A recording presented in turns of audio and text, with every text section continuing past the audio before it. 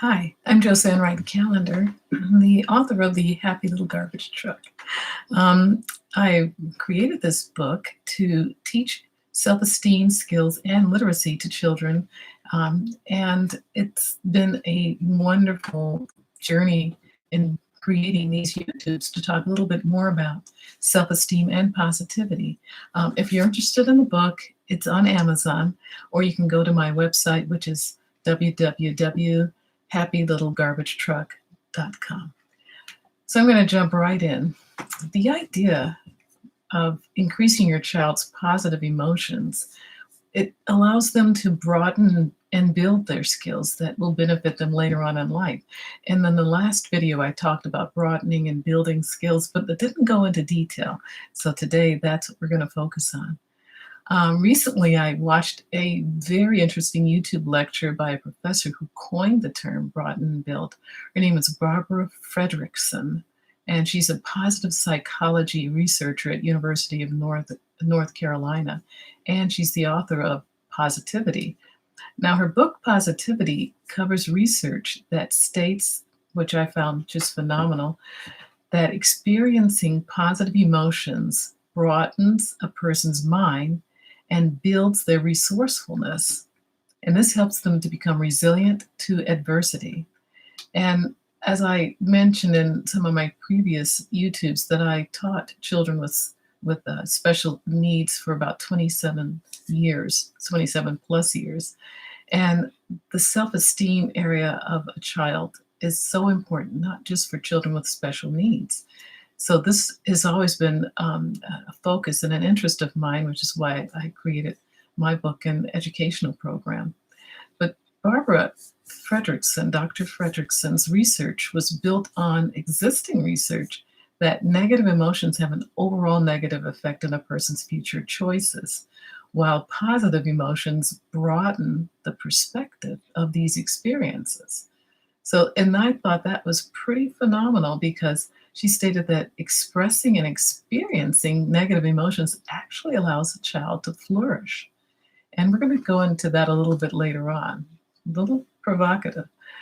But on her YouTube video, Dr. Fredrickson, and I'll include the link below, speaks about a positivity ratio. And she says a ratio of about 3-to-1 builds a child. 2-to-1 is what we mostly deal with every day, but 3-to-1 builds a child. But she also cautioned not to be positive because it can cause a toxic insincerity in our emotions. It just looks wrong, and the child picks up on that. And if you're trying to be very positive, it comes out a little bit Pollyanna-ish, and I could say that I have that issue at times because I'm trying so hard to build up my children in the classroom that I sometimes went to the far side of being positive. But she said that if you do that, the comments that you make don't come off as genuine or heartfelt. But she speaks of instead developing a positive mindset.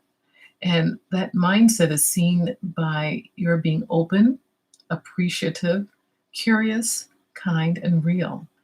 And a child actually can use these emotions to build new skills. And as a parent or a teacher, I believe modeling is one of the best ways that you can help your child gain these skills. So I thought of a couple of examples where a teacher or a parent could use this model of a positive mindset within a negative situation.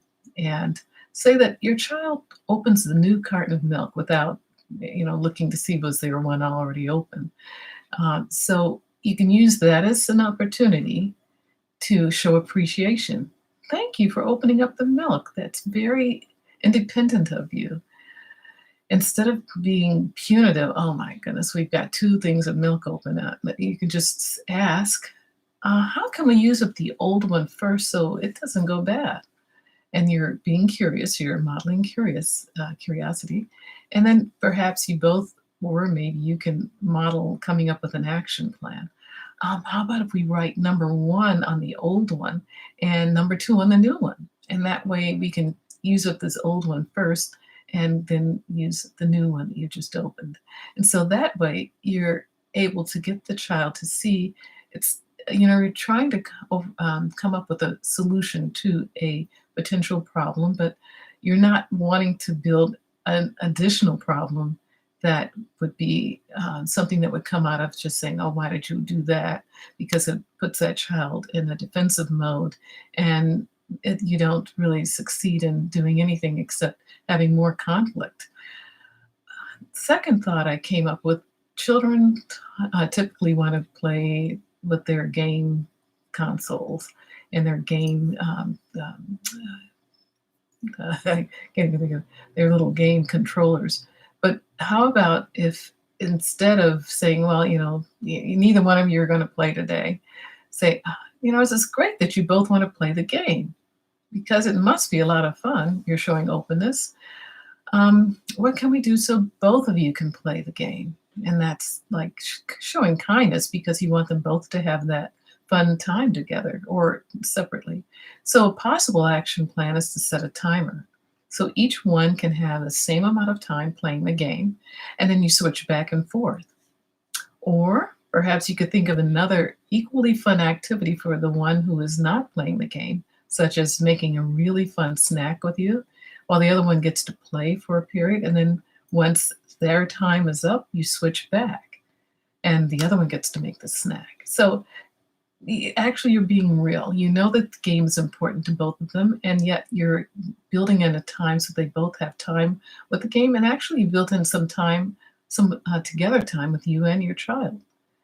So the takeaways for today is broadening your child's perception of their experiences is really important, and you can do this by modeling a positive viewpoint yourself. First of all, you have to believe in your child's ability to be resilient and flexible because let's face it, they're children. This is the best time of their lives that they can learn to be both. And it just takes a little bit of modeling on your end to show them how to have flexibility and be resilient in the face of a problem. And number two, negative situations are an opportunity to build positivity. Every last one of them. And it just takes a little bit of time and really some thoughtfulness on our part. So my third tip was to use less sarcasm and develop more positive, loving messages when dealing with challenging behaviors. And then I know as a teacher, working with children with special needs for 27 years, you have to take care of yourself first because you're the one who has to come up with these positive thoughts and emotions. But if you're tired or you've just had a really rough night, it's really hard to be positive in any situation. And so I went to a workshop and they suggested that in taking care of ourselves, take a deep breath before you say anything, use a lot less caffeine, more water, because caffeine tends to get us a little bit edgier, and exercise and get proper amount of sleep. So that's just the take care of yourself section. And Barbara Fredrickson, Dr. Fredrickson, has a website called the Positivity Ratio. And she suggested that at the end of the day, you check your own progress to see if you're becoming a more positive person. And I'll include that link, but it's positivityratio.com. And then finally, the building of, you notice that broadening was a large part of this talk, but the building comes from a child who believes that they will have more positive outcomes than failures will actually grow skills that will carry them over. And this comes from home experiences, and those will lead to better classroom experiences. And those classroom experiences that are positive will lead to better play art experiences with their peers. And one way I really love to get a child started first thing in the morning on having that positive expectation is doing positive affirmations. There's a link that I'll include, which it's called 33 positive affirmations, I think, for the first thing in the morning. And it's really cute. It's like a call and response kind of activity. The video has one affirmation and the child is supposed to repeat it. I love it. And finally, the end result is that over time, a child develops a positive character. And that's the only goal that we should have for a child is to be a positive, caring person. And it's one skill that will you can build on other skills on top of that. And as I said, self-esteem is the belief in oneself. So thank you very much for listening, and I appreciate you tuning into my station. And I'll talk with you next time about some games, some fun games that I thought of that could help in building self-esteem. Thank you.